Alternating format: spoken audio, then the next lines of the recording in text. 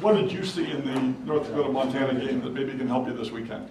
Oh, that's a good question. You know, we see a team that was able to get some explosive plays. You know, an opportunity maybe to, you know, make some big plays happen, some momentum plays. That's what the rival did.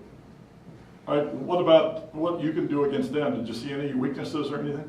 We always find weaknesses, Ted. There's a lot of things we can get after, but you know, this is a week about us and doing some of the things we need to do with the players that we have healthy. They say that losses are great teachers, Coach. What can you learn from this past weekend? You know, we're going to get better every week. This is something that, you know, pointed out a few areas that we needed to work on. I think the best part about it is we're going to move forward and not dwell on last week. You talked about the players who have healthy. Brian Flockketter gets injured. How long can this team sustain a level of play with this amount of injuries? I can't speak on the whole team. I'll talk about the receivers because I know that in our group we are always preparing the next guy to step in. You know, it's my job as a coach and as a teacher to get the backup ready to go. And you know, we go into the season with 2 deep that we feel good about. So those guys are maybe playing a little sooner and a little bit more often than we had thought, but we have to play with what we have or who we have, and we're kind of excited about that. What does David Dash bring?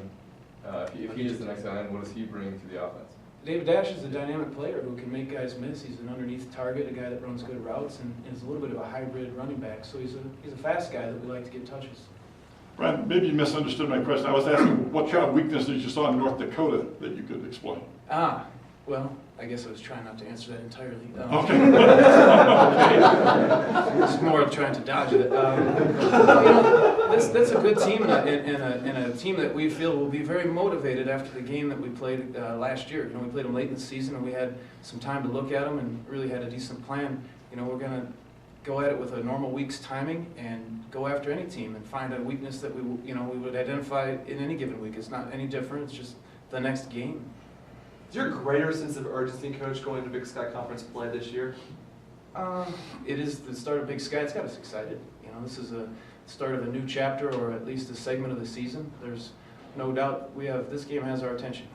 Sean Ellis made some big-time plays against SMU. Has kind of struggled. How has that impacted the pass game, and what have you seen on film that's been maybe a factor in the run game? You know, we look at points, not yards. You know, I think we're down on points, so however we have to do it to score. If a team's going to make it tough to run the ball, we got to throw it better. You know, and that's where we have to step up on our end. There's no rule how many rushes you have to have or how many yards you have to have. We have to have more points than the other team, and we're not scoring enough points. Do you think that's asking too much of Jake, maybe because of the struggles on the run game? Well, I'd take it. This last week is the receivers dropped 5 balls. I think Sean had 1, so I mean the completion percentage would have been higher if we'd have made some of those throws and catches. And maybe we got caught taking too many shots, you know, but those are lower percentage. So that's not all on Jake. That's on a group accountability. Obviously the loss on Saturday, but Pleskin's still getting the record from his brother. I mean, what was it like to see that? I didn't hear the record. What's going on? Wasn't it the receiving? All-time career receiving yards.